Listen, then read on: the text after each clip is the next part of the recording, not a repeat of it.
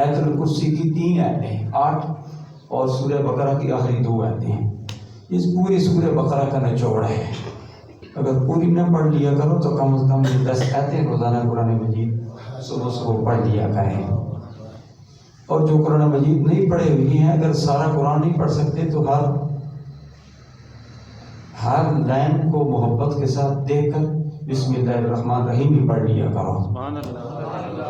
اتنا نہیں ہو سکتا تو صلی اللہ علیہ محمد پڑھ لیا کرو، اتنا نہیں ہو سکتا تو سبحان اللہ پڑھ لیا کرو، الحمدللہ پڑھ لیا کرو، اللہ اکبر پڑھ لیا کرو، پورے قرآن مجید کا ثواب مل جائے گا۔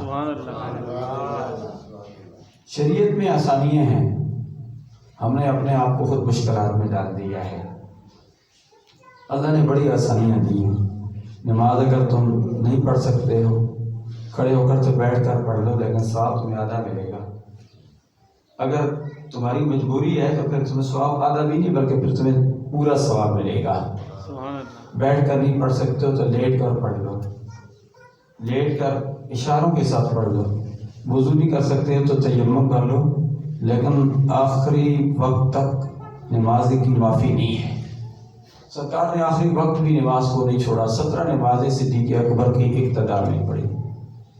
میں نے چند نمازیں، 1-2 نمازیں انجینئر مفتی طیب میلادی گورنمنٹ ڈریس کی اقتداء میں پڑھی، لیکن بات صحت اجازت نہیں دے سکی۔ 2 جمعے بھی یہاں ڈاکٹر یاسر اوان اور ڈاکٹر شبانہ حقانی کی اقتداء میں پڑھے، صحت اجازت نہیں دے رہی تھی۔ اور تو اللہ کا شکر ادا کرتے ہیں، انسان نے شکر ہے، انسان نے شکر ہے، اللہ تبارک و تعالیٰ تو آزماتا ہے۔ آپ نے سورہ کہف پڑھی ہے، یقینی طور پر پڑھی ہوگی، اگر نہیں پڑھی ہے تو جمعے کی تقریر اگر پوری نہ پڑھ لیا کرے تو سورہ کہف کی پہلی 11 آیتیں ضرور پڑھ لیا کریں۔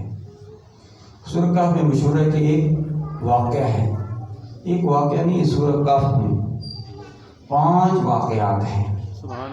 یہ 5 واقعات ہمیں 5 وقت کی نماز کی ترغیب دے رہے ہیں، اور 5 واقعات کا نچوڑ سورہ کہف کے اختتام پر ہو رہا ہے۔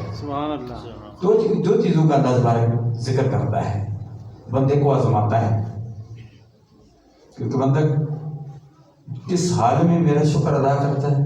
کبھی بندہ بیماری دے کر آزماتا ہے، کبھی صحت دے کر آزماتا ہے، کبھی خوشی دے کر آزماتا ہے اور کبھی غمی دے کر آزماتا ہے، کبھی امیری دے کر آزماتا ہے اور کبھی غربت دے کر آزماتا ہے۔ یہ سورہ کہف کا نچوڑ ہے، آخری آیتیں۔ اب جو 5 واقعات ہیں، ان 5 واقعات کا بھی نچوڑ، جب بندہ تکلیف میں ہو اللہ کا شکر ادا کرے، اللہ خوش ہوتا ہے۔